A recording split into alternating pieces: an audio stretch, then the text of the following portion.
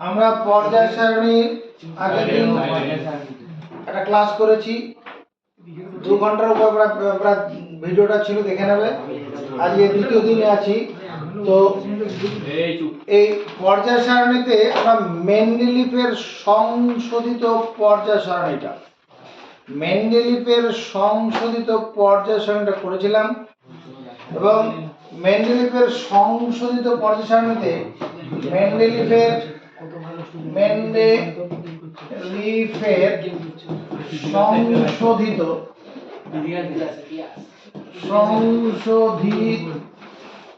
পর্যায় সারণী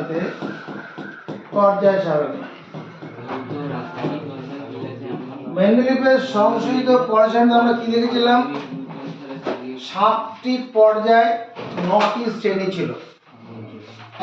আর মেন্ডেলিফের মূল পর্যায় সারণীতে তোমার 7টি পর্যায়ে 8টি শ্রেণী ছিল, 0 শ্রেণী ছিল না।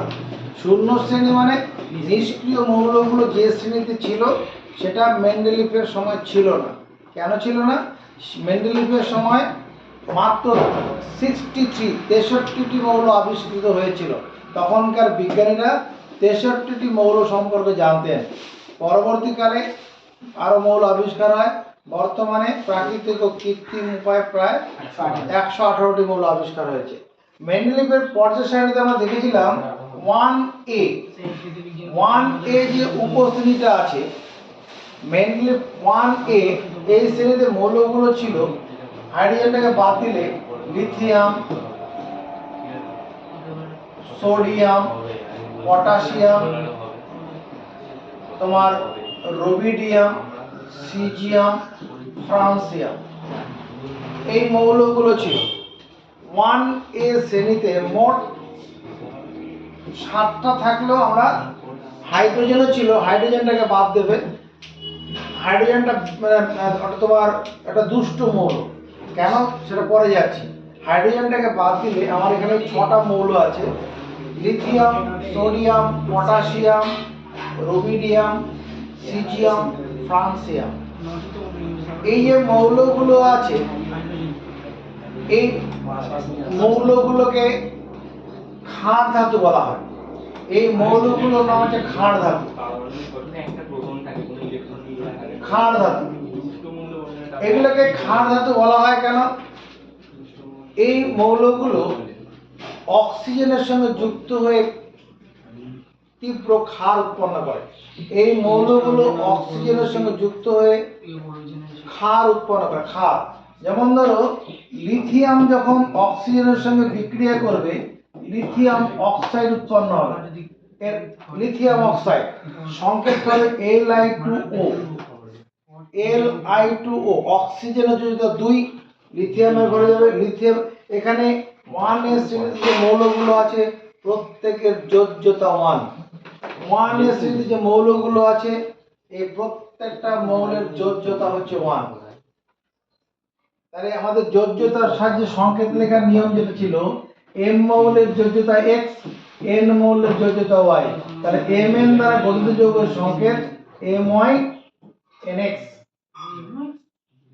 লিথিয়াম অক্সাইড, লিথিয়াম অক্সাইড এটা একটা কি ধাতব অক্সাইড। সোডিয়ামের সঙ্গে যদি অক্সিজেনের বিক্রিয়া হয় Na2O, সোডিয়াম অক্সাইড। এটা ব্যালেন্স করাতে হবে। এখানে 4 দাও, এখানে একটা 2 দিয়ে দাও, দেখো ব্যালেন্স হয়ে যাবে। এখানে 4 দাও, এখানে 2 দিয়ে দাও, ব্যালেন্স হয়ে যাবে। এরকম সবার ক্ষেত্রে একই জিনিস হবে। এখানে 4K + O2, 2K2O। তাহলে মেন্ডেলিফের পর্যায় সারণীতে 1A শ্রেণীতে যে মৌলগুলো আছে, লিথিয়াম, সোডিয়াম, পটাশিয়াম, আরে খাতায় লেখ রে ভাই, ভুল হবে না কিছু, অনেক শিখেছিস। Lithium, sodium, potassium, rubidium, caesium, francium, এই যে 6টি মৌল আছে, এই 6টি মৌল অক্সিজেনের সঙ্গে যুক্ত হয়ে কি হয়, আমার লিথিয়াম,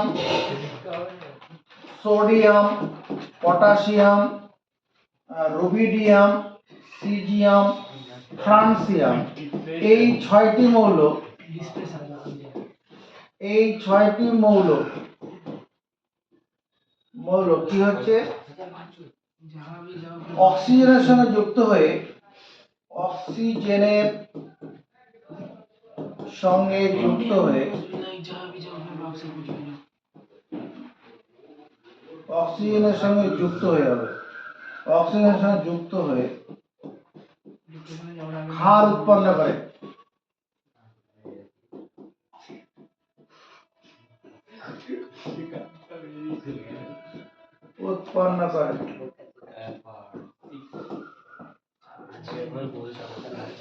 এই কারণে এদেরকে বলা হয় ক্ষার ধাতু। এই কারণে এদের কি বলে? ক্ষার ধাতু।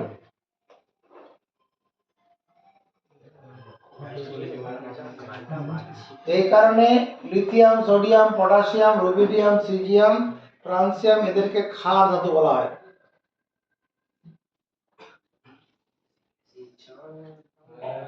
এই যে ক্ষার ধাতুগুলো আছে, এই ক্ষার ধাতুগুলোর বৈশিষ্ট্য কি আছে দেখো। ক্ষার ধাতুগুলোর বৈশিষ্ট্য, তোমার ক্ষার ধাতু বলতে কার কথা মনে পড়ছে আমরা? Lithium, sodium, potassium, rubidium, caesium, francium, এই 6টি ধাতু এদেরকে ক্ষার ধাতু বলা হয়, কারণ এরা অক্সিজেনের সঙ্গে বিক্রিয়া করে ক্ষার উৎপন্ন করে। এটা হচ্ছে মেন্ডেলিভের পর্যায় সারণীতে 1A শ্রেণীতে আছে, 1A শ্রেণীতে আছে। আর আধুনিক দীর্ঘ পর্যায় সারণী আছে, দীর্ঘ পর্যায় সারণী। আধুনিক দীর্ঘ পর্যায় সারণীতে 7টি পর্যায় 18টা শ্রেণী আছে। আধুনিক পর্যায় সারণীতে দীর্ঘ পর্যায় সারণীতে 7টি পর্যায় 18টা শ্রেণী। শ্রেণীতে 7টি পর্যায় 18টি শ্রেণী আছে। এই 18টা শ্রেণীর মধ্যে 1 নম্বর শ্রেণীতে কে আছে? 1 নম্বর শ্রেণী।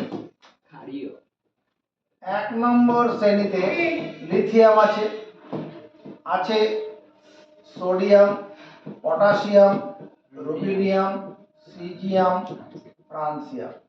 আমাদের যেটা জানতে হবে, এই মৌলগুলোর বৈশিষ্ট্য জানতে হবে, বৈশিষ্ট্য বা ধর্ম। লিথিয়াম যেটা আছে, এই লিথিয়াম এদের সবার প্রত্যেকের যোজ্যতা 1। এদের প্রত্যেকে যোজ্যতা, এরা প্রত্যেকে মানে ক্লোরিনের সঙ্গে একটা ক্লোরিন পরমাণুর সঙ্গে যুক্ত হয়ে ক্লোরাইড যৌগ তৈরি করবে। এরা প্রত্যেকে যদি এদের লিথিয়ামের সঙ্গে যদি ক্লোরিনের বিক্রিয়া হয়, লিথিয়াম ক্লোরাইড তৈরি হবে। এখানে 2 দাও, এখানে ব্যালেন্স হয়ে যাবে, লিথিয়াম ক্লোরাইড। যদি সোডিয়ামের সঙ্গে ক্লোরিনের বিক্রিয়া হয়, সোডিয়াম ক্লোরাইড, NaCl। এরা সবার ক্ষেত্রে একই রকম বিক্রিয়া হবে।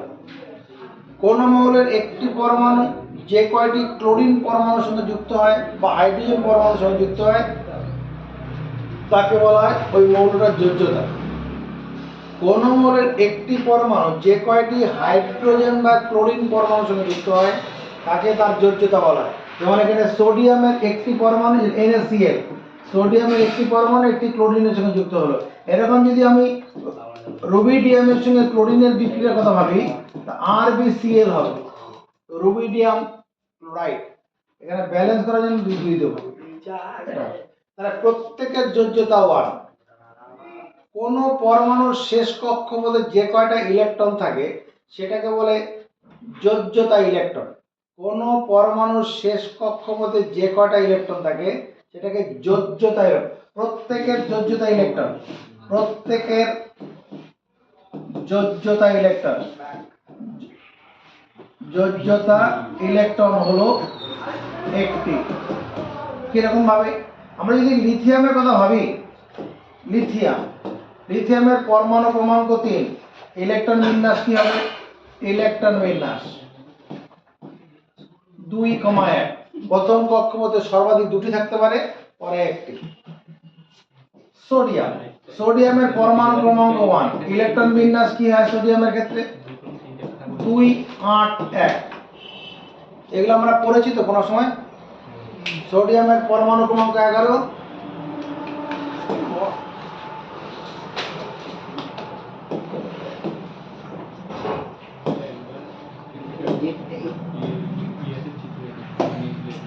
আমরা 1A বা 1 নং শ্রেণী, 1 নম্বর শ্রেণী আধুনিক পর্যায় সারণী 1 নম্বর শ্রেণী হলো 1A, মেন্ডেলিভের 1A কি আছে? Lithium, sodium, potassium, rubidium, caesium.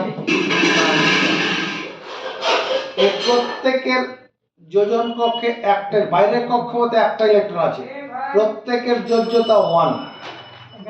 প্রত্যেকেই একটি করে ইলেকট্রন বর্জন করে ধনাত্মক আয়নে পরিণত হয়। যদি লিথিয়াম একটা ইলেকট্রন বর্জন করে Li প্লাস হবে, যদি সোডিয়াম তার বাইরের কক্ষপথ থেকে ইলেকট্রন বর্জন করে Na+, এরকম সিজিয়াম যদি একটা ইলেকট্রন বর্জন করে Cs প্লাস হবে। সবাই প্রত্যেকে একটি করে ইলেকট্রন বর্জন করে ধনাত্মক আয়নে পরিণত হয়। এবং সিজিয়াম স্যার ওইগুলো কোথায় গেল? লাস্টে যেটা লিখে সিএস সিজিয়াম। আমি মুখ দিয়ে কি বলেছি? কি বলেছি? দেখে বোঝা যাচ্ছে, দেখে বুঝতে হবে না। তো এইটা দিচ্ছিল না, হ্যাঁ ওই ইলেকট্রন বিন্যাস গুলো লিখছিল না ওগুলো। এটা সিজিয়াম, সিএস, সি বড় হাতের, এস ছোট হাতের, সিজিয়াম।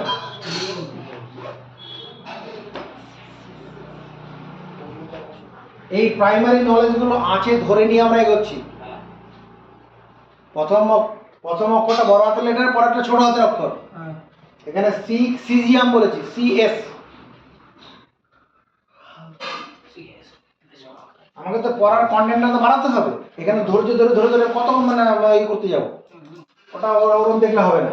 তাহলে এগুলো আমরা দেখলাম 1A শ্রেণীর যে মৌলগুলো আছে এগুলা ক্ষার ধাতু, কারণ এরা অক্সিজেনের সঙ্গে যোগ বিক্রিয়া করে ক্ষার উৎপন্ন করে, এটা পড়ে নিলে। এরপরে যখন আমরা দেখছি 2 নম্বর শ্রেণীর এ উপশ্রেণী বা আধুনিক দীর্ঘ পর্যায় সারণী 2 নম্বর শ্রেণী, 2 নম্বর শ্রেণী মেন্ডেলিভের পর্যায় সারণী 2 এর এ, 2 এর এতে কে ছিল? ছিল beryllium, magnesium, calcium, strontium, strontium. এরপরে ছিল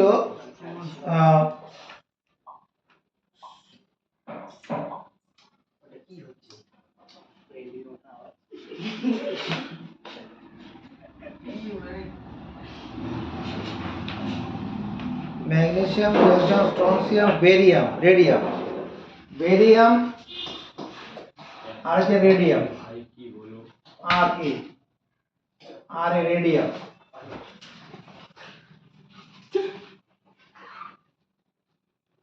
বেরিলিয়াম, ম্যাগনেসিয়াম, ক্যালসিয়াম, স্ট্রনসিয়াম, এটা হচ্ছে strontium, strontium, barium, barium, BA মানে বেরিয়াম, বেরিয়াম, আর হচ্ছে রেডিয়াম, রেডিয়াম। এই যে মৌলগুলো আছে এগুলা বলে ক্ষারীয় মৃত্তিকা মৌল বা ক্ষারীয় মৃত্তিকা ধাতু।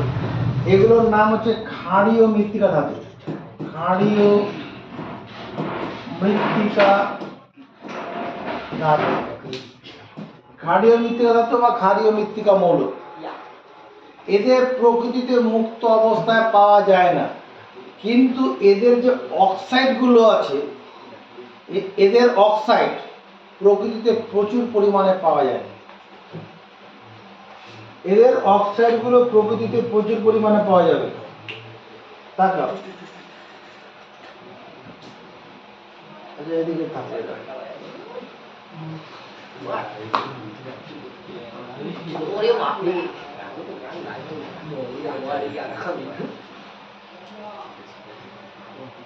কি বলছি?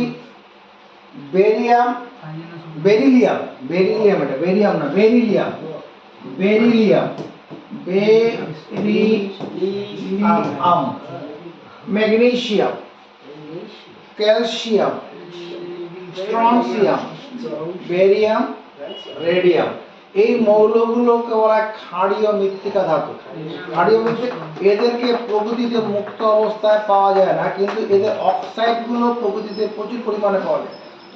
আর এই অক্সাইডগুলো, এদের যে অক্সাইড, প্রত্যেকটা অক্সাইড হচ্ছে ক্ষার। এই যে মৌলগুলো আছে এদের যে অক্সাইড প্রত্যেকটা ক্ষার, মানে ক্ষার মানে প্রত্যেকে জলে দ্রবীভূত হবে।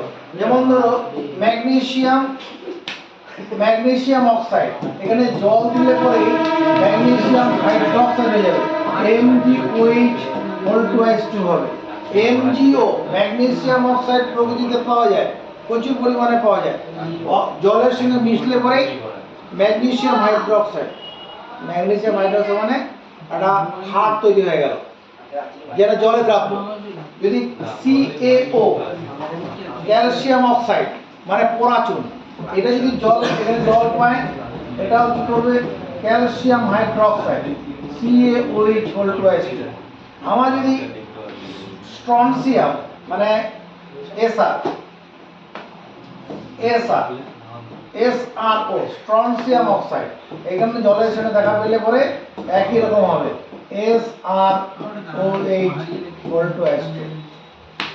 তাহলে এই যে ক্ষারীয় মৃত্তিকা ধাতুগুলো আছে, এদেরকে ক্ষারীয় মৃত্তিকা ধাতু বলা হচ্ছে কেন? এদের অক্সাইডগুলো প্রকৃতিতে প্রচুর পরিমাণে পাওয়া যায় এবং এই অক্সাইডগুলো জলে দ্রবীভূত হয়। তাহলে beryllium, magnesium, calcium, strontium, barium, radium, এদের অক্সাইডগুলো, অক্সাইডগুলি প্রকৃতিতে প্রচুর পরিমাণে পাওয়া যায়, প্রচুর পরিমাণে পাওয়া যায়, প্রচুর পরিমাণে পাওয়া যায়। আর কি এরা প্রত্যেকে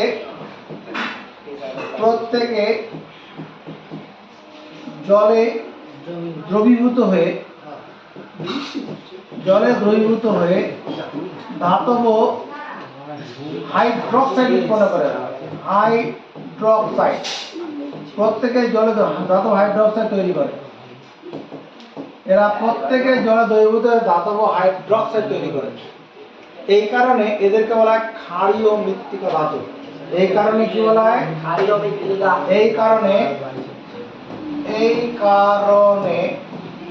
মানে 2 নম্বর এ শ্রেণীতে থাকা মৌলগুলিকে,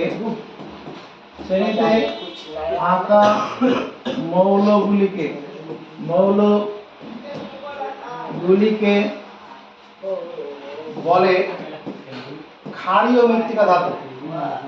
ক্ষারীয় মৃত্তিকা ধাতু, ক্ষারীয় মৃত্তিকা ধাতু।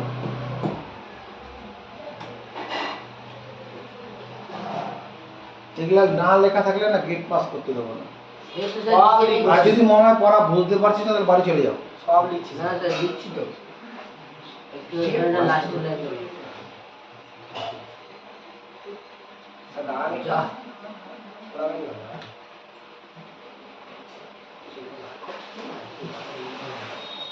যা এই যে ক্ষারীয় মৃত্তিকা ধাতু যেগুলো পড়লাম, এই ক্ষারীয় মৃত্তিকা ধাতুর বৈশিষ্ট্যটা কি আছে? ক্ষারীয় মৃত্তিকা ধাতুর বৈশিষ্ট্য, ক্ষারীয় মৃত্তিকা ধাতু মানে বেরিলিয়াম, ক্যালসিয়াম, তোমার ম্যাগনেসিয়াম আছে, magnesium, calcium, strontium, barium, radium. Beryllium magnesium, calcium, এদের বৈশিষ্ট্যটা কি আছে? এদিকে দেখো, প্রত্যেকের বাইরের কক্ষপথে প্রত্যেকের মানে যোজন কক্ষে দুটি করে ইলেকট্রন আছে। প্রত্যেকের বাইরের কক্ষে দুটি করে ইলেকট্রন আছে। যেমন এই যে বেরিলিয়াম আছে, এর পরমাণু ক্রমাঙ্ক 4, তার ইলেকট্রন বিন্যাস নিউক্লিয়াসে প্রোটন সংখ্যা 4 হবে, ইলেকট্রন সংখ্যা 4। ইলেকট্রন সংখ্যা যদি 4 হয় তাহলে এর প্রথম কক্ষপথে থাকবে দুটো ইলেকট্রন, তারপরে কক্ষপথে আবার দুটো ইলেকট্রন। প্রথম কক্ষপথে সর্বাধিক দুটো ইলেকট্রন থাকতে পারে। এটা কার গঠন? এটা যে বেরিলিয়াম, যার পরমাণু ক্রমাঙ্ক 4 আছে। ম্যাগনেসিয়ামের পরমাণু ক্রমাঙ্ক হচ্ছে 12, ম্যাগনেসিয়ামের পরমাণু ক্রমাঙ্ক 12। তাহলে ম্যাগনেসিয়ামে যদি আমি দেখি, ম্যাগনেসিয়াম প্রথম কক্ষপথ 3, ম্যাগনেসিয়াম প্রথম কক্ষপথে সর্বাধিক দুটো ইলেকট্রন থাকতে পারে, তারপরে কক্ষপথে সর্বাধিক 8টি, 1 2 3 4 5 6 7 8, আর পরে দুটো ইলেকট্রন আছে। এটা যে কে এল এম, এরকম সবার ক্ষেত্রে তাই হবে। ক্যালসিয়ামের পরমাণু ক্রমাঙ্ক 20, ওইরকম বাইরের কক্ষপথে দুটো ইলেকট্রন পাওয়া যাবে। তাহলে বাইরের কক্ষপথে ইলেকট্রন সংখ্যাটাই হচ্ছে কি যোজ্যতা ইলেকট্রন হয়ে যাবে। তাহলে প্রত্যেকের বাইরের কক্ষে দুটো ইলেকট্রন, এটা একটা ব্যাপার আছে। 2 নম্বর, প্রত্যেকের যোজ্যতা, প্রত্যেকের যোজ্যতা কত? 2। কোন মৌলের একটি পরমাণু যে কটি ক্লোরিন পরমাণুর সঙ্গে যুক্ত হয় তাকে ওই মৌলটির যোজ্যতা বলা হয়। যেমন ক্যালসিয়ামের সঙ্গে ক্লোরিন, ক্যালসিয়াম আর ক্লোরিন নিয়ে যখন যৌগ তৈরি করব তখন CaCl2 লিখতে হবে, কারণ ক্যালসিয়ামের যোজ্যতা 2 আছে, সেই 2টা এখানে চলে যাবে। আবার ক্লোরিনের যোজ্যতা 1, কি করে বুঝলাম? যখন হাইড্রোক্লোরিক অ্যাসিড আমরা লিখি HCl, এই ক্লোরিন মৌলটা কটা হাইড্রোজেন পরমাণুর সঙ্গে যুক্ত হচ্ছে? একটি। তাহলে এখানে C1, এখানে 1টা লিখতে হবে না। একই রকম ভাবে যদি আমরা ম্যাগনেসিয়াম ক্লোরাইড লিখি MgCl2 লিখবো, আর এখন আর এই ভুলটা করব না, MgCl হবে, MgCl হবে না, MgCl2 হবে। আর ভুল হবে? কারণ এটা 2 নম্বর শ্রেণীতে আছে, মানে প্রত্যেকের যোজ্যতা 2 আছে। বাইরের কক্ষপথ দুটো ইলেকট্রন আছে, বাইরের কক্ষপথ দুটো ইলেকট্রন আছে, যোজ্যতা 2। গঠনটা এরকম হবে। আবার এখানে কি হবে? Beryllium, beryllium, beryllium. নেক্সট, আমরা 2 এর এ উপশ্রেণী, মেন্ডেলিভের দীর্ঘ পর্যায় সারণীর 2 এর এ উপশ্রেণী মৌলগুলো বলছি, বা আধুনিক দীর্ঘ পর্যায় সারণীর 2 নম্বর শ্রেণীর মৌলগুলোর কথা বলছি, যাদের ক্ষারীয় মৃত্তিকা মৌল বলা হয়। এই মৌলগুলো প্রত্যেকে দুটো করে ইলেকট্রন বর্জন করে। এই ম্যাগনেসিয়াম দুটো ইলেকট্রন বর্জন করে, Mg++। এর বাইরের কক্ষপথে ইলেকট্রনগুলো চলে যায়, বা বাইরের কক্ষপথে ইলেকট্রন সে জুড়ে বসে, এটা হবে। আবার ক্যালসিয়ামের ক্ষেত্রে দুটো ইলেকট্রন বর্জন করে, Ca++। এরকম বেরিলিয়ামের ক্ষেত্রে দুটো ইলেকট্রন বর্জন করে, Be++। সবার ক্ষেত্রে এটাই হবে। যে কোনো মৌলের সঙ্গে একই হবে। হ্যাঁ, যে কোনো মৌলের একই হবে। আরে এই আমরা ক্ষারীয় মৃত্তিকার যে মৌলগুলো বলছি তাদের ক্ষেত্রে এটা প্রযোজ্য হলো। আর প্রথমটাতে আমরা কি বললাম? ক্ষার ধাতু। ক্ষার ধাতু এটা ক্ষারীয় মৃত্তিকা মৌল। এদের এই মৌলগুলোর অক্সাইড প্রকৃতিতে প্রচুর পরিমাণে পাওয়া যায়, এবং এই অক্সাইডগুলি জলে দ্রাব্য। ক্ষারীয় মৃত্তিকা মৌল, এদের ক্ষারীয় মৃত্তিকা মৌল নামকরণ হয়েছে কেন? এদের অক্সাইডগুলো প্রকৃতিতে প্রচুর পাওয়া যায়, এবং এই অক্সাইডগুলি জলে দ্রাব্য, এই জন্য এটা ক্ষারীয় মৃত্তিকা মৌল।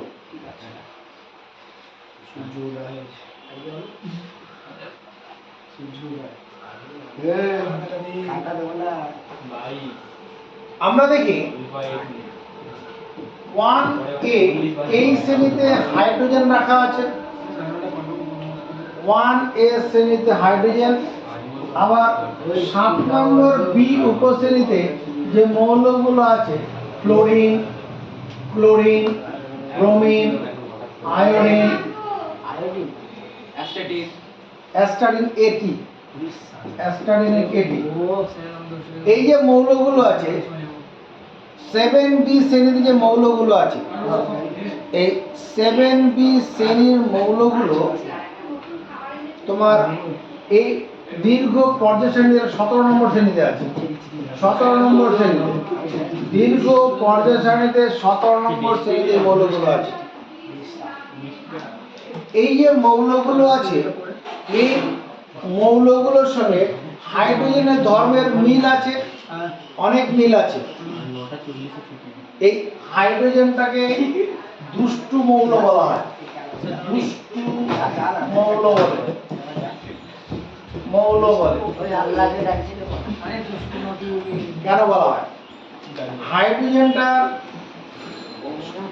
হাইড্রোজেনটার ধর্ম যে ক্ষার ধাতুগুলো আছে তাদের সঙ্গে অনেক মিল আছে। হাইড্রোজেনটার সঙ্গে ক্ষার ধাতু যেগুলো আছে, ক্ষার ধাতু বলতে আমরা কার কথা মনে করছি? ক্ষার ধাতু। ক্ষার ধাতু বলতে তোমার কি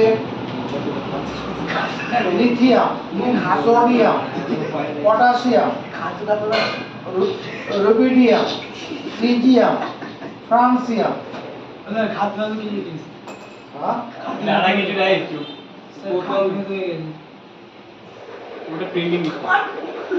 খাতু দাদা ক্ষার ধাতু।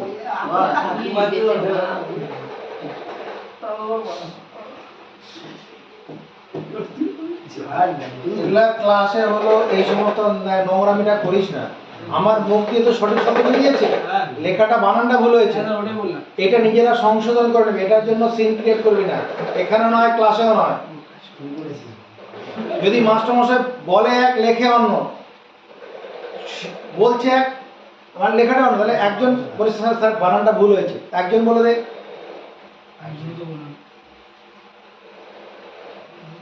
এই যে ক্ষার ধাতুগুলো আছে আর এই যে 7এর বি শ্রেণীর যে মৌলগুলো আছে, যেটা দীর্ঘ পর্যায় শ্রেণী 17 নম্বর শ্রেণীর যে মৌলগুলো আছে, এই মৌলগুলোর নাম হ্যালোজেন মৌল। হ্যালোজেন। এই হ্যালোজেন মৌলের সঙ্গে এই ক্ষার ধাতুগুলোর আর হ্যালোজেন মৌলের সঙ্গে হাইড্রোজেনের ধর্মের মিল আছে। এই মিল থাকার জন্য এই হাইড্রোজেনকে ওই হ্যালোজেনের জায়গায় রাখলেও হয়, আবার এখানে রাখলেও হয়, আবার অমিলও আছে। এই জন্য এটাকে দুষ্ট মৌল বলা হয়। দেখো মিল কোথায়, অমিল কোথায়? হাইড্রোজেন। হাইড্রোজেন দ্বি পরমাণু যুক্ত, দুটো করে পরমাণু। হাইড্রোজেনের একটি অণু দুটি করে পরমাণু যুক্ত। আমরা যদি এই হ্যালোজেন মৌলগুলো দেখি, প্রত্যেকেরই দুটো করে পরমাণু এরকম। আয়োডিন, অ্যাস্টাডিন, প্রত্যেকের একটা অণু দুটি করে পরমাণু আছে। এই হ্যালোজেন মৌলগুলোর প্রত্যেকে এই ক্ষার ধাতুগুলোর সঙ্গে বিক্রিয়া করে, হ্যালাইড যৌগ তৈরি করে। এই হ্যালোজেন মৌলগুলোর প্রত্যেকে এই ক্ষার ধাতুগুলোর সঙ্গে বিক্রিয়া করে হ্যালাইড যৌগ তৈরি করে। দেখো লিথিয়াম প্লাস ফ্লোরিন বিক্রিয়া করে লিথিয়াম ফ্লোরাইড হবে। লিথিয়াম ফ্লোরাইড ব্যালেন্স করার জন্য এখানে 2 দেবো, এখানে 2 দেবো, লিথিয়াম ফ্লোরাইড হয়ে গেছে। সোডিয়ামের সঙ্গে ফ্লোরিনের বিক্রিয়া করে সোডিয়াম ফ্লোরাইড হবে। এখানে 2 দাও, এখানে 2 দাও, ব্যালেন্স হবে, সোডিয়াম ফ্লোরাইড। এরকম পটাশিয়াম যদি লিথিয়ামের সঙ্গে ক্লোরিনের বিক্রিয়া করি লিথিয়াম ক্লোরাইড হবে। Lithium chloride. লিথিয়ামের সঙ্গে লিথিয়াম না, সোডিয়ামকে নেই, সোডিয়ামের সঙ্গে যদি ক্লোরিনের বিক্রিয়া করানো হয় সোডিয়াম ক্লোরাইড হবে। Sodium chloride. এটা সবার ক্ষেত্রে তাই হবে, একই জিনিস হচ্ছে। মানে এই ক্ষার ধাতুগুলোর সঙ্গে হ্যালোজেন মৌলগুলোর বিক্রিয়া এরকম যৌগ তৈরি করবে। এটা যেমন হচ্ছে। আবার দেখো এই লিথিয়ামের সঙ্গে হাইড্রোজেনের বিক্রিয়া হয়, এটাও হয়। লিথিয়ামের সঙ্গে লিথিয়াম হাইড্রাইড LiH এর বিক্রিয়া হবে LiH তোমার সোডিয়ামের সঙ্গে যদি হাইড্রোজেনের বিক্রিয়া হয় সোডিয়াম হাইড্রাইড, তাহলে হ্যালোজেন মৌলগুলোর সঙ্গে হাইড্রোজেনের মিল হচ্ছে না ধর্মে? হ্যালোজেন মৌলগুলোর প্রত্যেকে একটি করে ইলেকট্রন গ্রহণ করে ঋণাত্মক আয়নে পরিণত হয়। ক্লোরিন একটা ইলেকট্রন গ্রহণ করে ঋণাত্মক আয়নে, ব্রোমিন একটা ইলেকট্রন গ্রহণ করে ঋণাত্মক আয়নে পরিণত হচ্ছে। ঠিক একই রকম হাইড্রোজেনও কি করে একটা ইলেকট্রন গ্রহণ করে ঋণাত্মক আয়নে পরিণত হয়। হ্যাঁ, তো ঋণাত্মক মানে কিন্তু তড়িৎ ঋণাত্মকের কথা হচ্ছে। তাহলে হাইড্রোজেনের সঙ্গে তোমার হ্যালোজেন মৌল ধর্মের মিল পেলাম, তার মানে হাইড্রোজেনকে হ্যালোজেনের ঘরে রাখা যেতে পারে। আবার দেখো হাইড্রোজেনের সঙ্গে ক্ষার ধাতুগুলোর মধ্যে মিল কেমন আছে? হাইড্রোজেনের সঙ্গে ক্ষার ধাতুগুলোর মধ্যে মিল।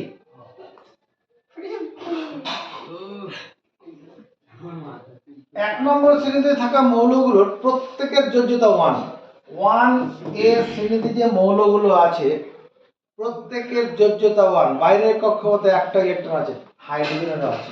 হাইড্রোজেনের বাইরের কক্ষে একটা ইলেকট্রন আছে। লিথিয়ামের বাইরের কক্ষে একটা ইলেকট্রন, সোডিয়ামের বাইরের কক্ষে একটা ইলেকট্রন, হ্যাঁ, পটাশিয়ামের বাইরের কক্ষে একটা ইলেকট্রন, এরকম সব আছে। প্রত্যেকের যোজ্যতা 1। দিচ্ছি দাদা, একটু দাদা। প্রত্যেকে একটি করে ইলেকট্রন বর্জন করে ধনাত্মক আয়নে পরিণত হয়। হাইড্রোজেনেরও হয়। হাইড্রোজেন একটা ইলেকট্রন বর্জন করে H+ হয়ে যায়। লিথিয়াম একটা ইলেকট্রন বর্জন করে Li+ হয়।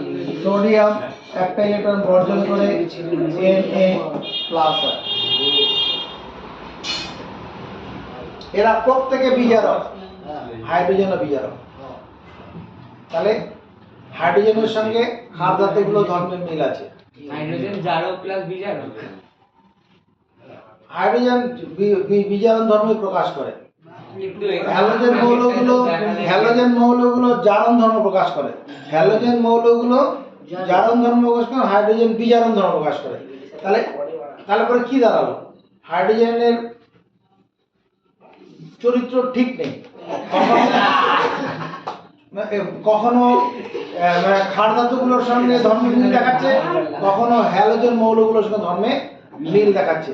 এই জন্য হাইড্রোজেনকে মৌল বলা হচ্ছে।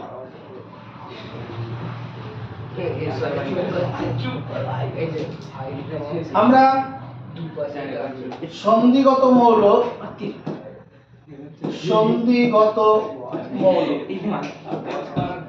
যার সংখ্যা 40টি আছে।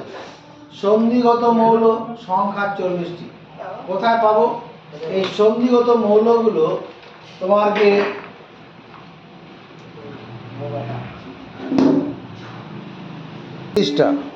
এই সন্ধিগত মৌল সংখ্যা 40টি, যেটা দীর্ঘ পর্যায় সারণীতে ওখানেও 40টা আছে। ওটা কোথায় আছে? 3 নম্বর শ্রেণী থেকে শুরু করে 12 নম্বর শ্রেণী পর্যন্ত। 3 থেকে 12 প্রত্যেকটা শ্রেণী। এখানে 4টি পর্যায়ে মোট 10টা করে 40টি মৌল আছে।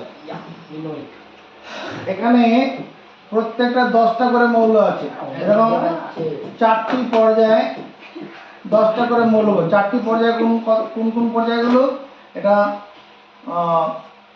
চতুর্থ পর্যায়, 4 নম্বর পর্যায়, 5 নং পর্যায়, 6 নং পর্যায়, 7 নম্বর।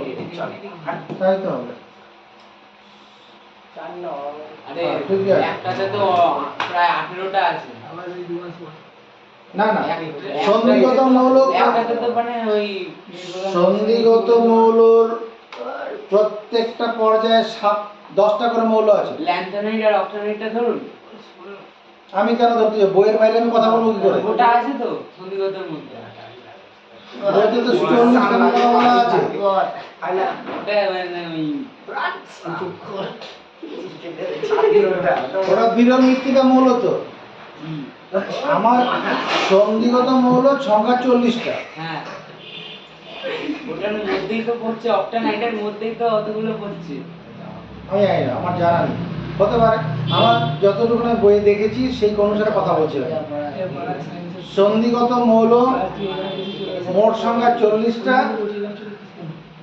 এবার দীর্ঘ পর্যায় সারণী সেগুলো 4 নং থেকে বা 3 নম্বর থেকে 12 নম্বরে আছে। কারণ এখানে তো 1 নম্বরে কি ছিল, 1 নম্বরে তোমার ক্ষার ধাতুগুলো রয়ে গেছে, ক্ষার ধাতু। আর 2 নম্বর রয়েছে ক্ষারীয় মৃত্তিকা ধাতু, ক্ষারীয় মৃত্তিকা ধাতু, ক্ষারীয় মৃত্তিকা ধাতু। আর তারপরে এগুলো হচ্ছে সন্ধিগত মৌল। এই মৌলগুলো সন্ধিগত মৌল হওয়ার কারণ এদের বিশেষ কতগুলো ধর্ম রয়েছে, বিশেষ করে এদের একাধিক যোজ্যতা দেখা যায়।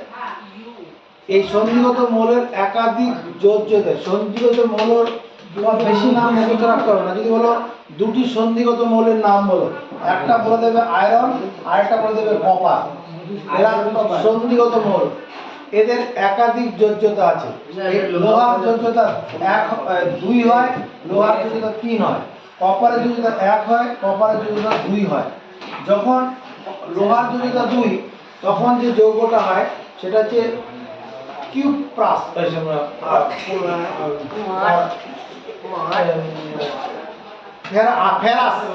ফেরাস যৌগ।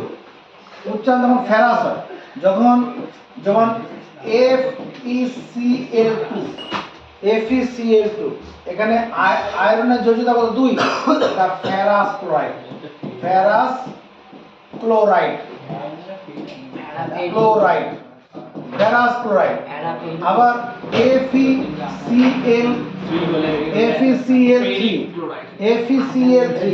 এখানে লোহার যোজ্যতা 3 দেখাচ্ছে, এটা হচ্ছে ferric chloride, ferric chloride.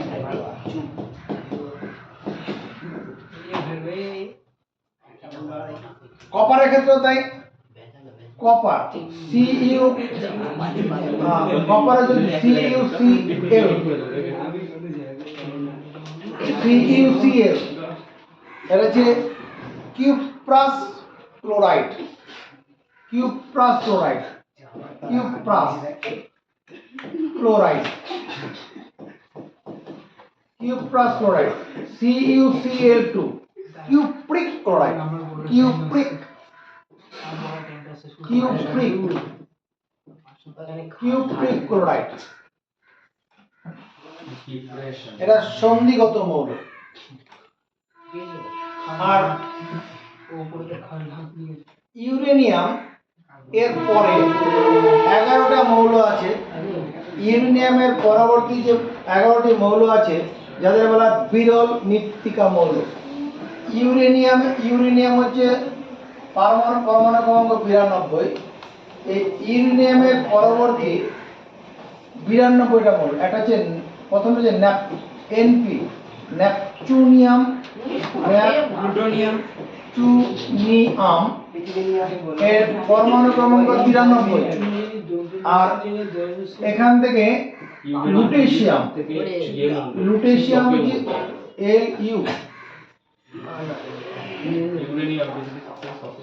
Lu, lutetium Lu, lutetium, lutetium, যার পরমাণু ক্রমাঙ্ক 103, 93 থেকে 103।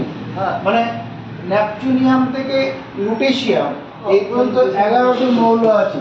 এদেরকে বলা হয় বিরল মৃত্তিকা মৌল। এই বিরল মৃত্তিকা মৌল বলা হচ্ছে কেন, এদের প্রকৃতিতে পাওয়াই যায় না বলা যায়, খুব পাওয়া গেলেও খুব সামান্য। এদেরকে তবে কৃত্রিম উপায়ে গবেষণাগারে তৈরি করা যায়, নিউক্লিয়ার রিঅ্যাক্টরের সাহায্যে এদের কৃত্রিম উপায়ে তৈরি করা যায়। এই মৌলগুলো ইউরেনিয়াম উত্তর মৌল বলা হয়। ইউরেনিয়ামের পরবর্তী মৌলগুলো ইউরেনিয়াম উত্তর মৌল। ঠিক আছে।